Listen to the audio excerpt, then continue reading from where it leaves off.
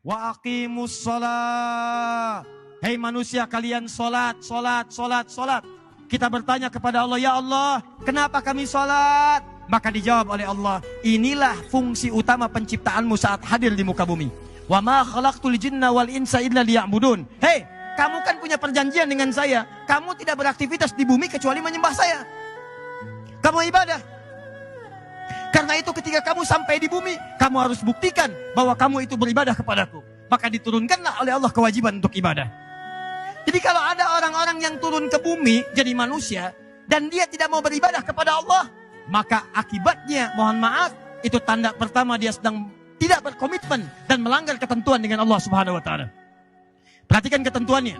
Kata Allah, "Hei, saya ciptakan kamu untuk ibadah." Siap? Siap ya Allah. Bahkan ada perjanjian di Quran surah ke-7 ayat 172. Wa idz akhadha rabbuka min bani Adam min zuhurihim dzurriyyatahum wa asyhadahum ala anfusihim alastu birabbikum. Kata Allah, "Hei, ingat, kamu sebelum lahir ke bumi, kita bikin perjanjian. Saya akan berikan semua kebutuhan kamu. Sakit saya sembuhkan. Maaf kalau kamu salah, saya maafkan. Ampunan kalau kamu dosa, saya ampuni. Butuh rizki, saya berikan. Punya masalah, saya tuntaskan. Punya kesulitan, saya mudahkan. Sepakat? Sepakat ya Allah. Cuma syaratnya satu. Saat kamu nanti terlahir ke muka bumi, kamu harus menyembah saya. Alastu birabbikum. Siaplah engkau menjadikan saya sebagai Tuhan yang layak disembah?" Maka kita mengatakan, "Bala syahidna." Kita sepakat ya Allah. Kami siap menjadikan engkau sebagai Tuhan. Nanti kalau kami lahir, kami akan sembah engkau.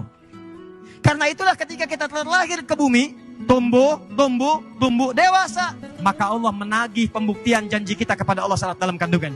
Diturunkanlah kemudian perintah, kata Allah, "Wa aqimus shalah." Hei, katanya kamu janji mau nyembah saya, sekarang buktikan. Jangan-jangan kamu sibuk cari dunia, kerja lagi, tapi kamu lupa tugas yang kedua, bahwa kamu harus beribadah kepada saya. Karena itulah Bapak dan Ibu sekalian, tidak pernah ada manusia tinggal di bumi, silahkan cek, kecuali semuanya diberikan tugas oleh Allah untuk menyembahnya, untuk beribadah. Mau itu manusia biasa, mau orang soleh, mau nabi, sampai ke rasul, sepanjang namanya manusia, pasti ditugaskan oleh Allah Subhanahu wa taala untuk menyembah Allah Subhanahu wa taala. Sekarang saya tanya pada Bapak Ibu, Nabi Muhammad nabi bukan? Rasul bukan? Mulia mana Nabi Muhammad dengan Nabi Isa? Nabi Muhammad. Hebat mana Nabi Muhammad dengan Nabi Daud? Nabi Muhammad. Gelarnya tinggi mana Nabi Muhammad dengan Nabi Ibrahim?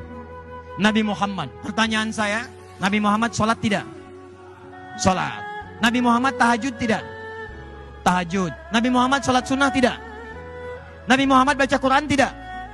Baik. Sekarang saya tanya lagi, Nabi Muhammad masuk surga tidak? Masuk. Bahkan sebelum meninggal, satu-satunya Nabi yang sebelum wafat turun satu surat langsung mengatakan surganya sudah siap.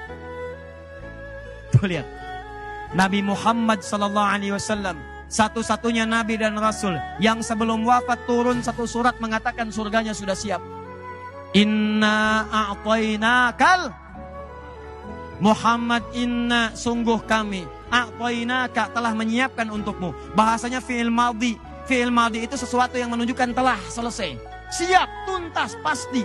Inna a'tainaka, kalimat Qur'annya bukan inna nu'ti, tapi inna a'taina, kami telah siapkan untukmu al-kautsar, semua kenikmatan terbaik di surga.